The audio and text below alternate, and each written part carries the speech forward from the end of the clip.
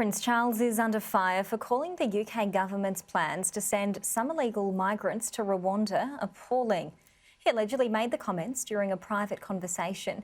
Clarence House says the future heir remains political neutral and that matters of policy are decisions for government.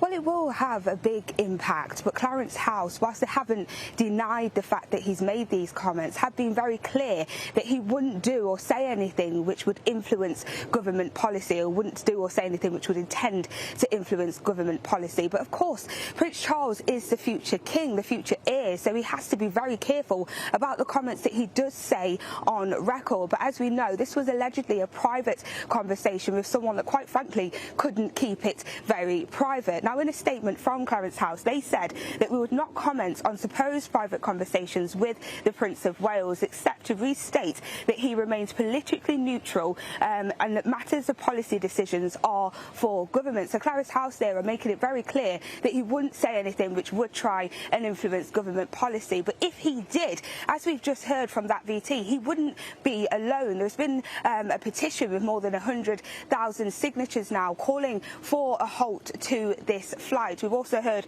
from the UN Refugee Agency, saying the same thing. And just this week, though, the government did win a legal battle, which said a High Court ruling said that the flight was legal and that it could go ahead next week. But this has been a really contentious argument. We've heard from all sides. We've heard from lawyers saying that it's not right, it's not fair, and we've heard from the government that says that these routes are unsafe. So this argument has now spiralled into a fight which will continue next week.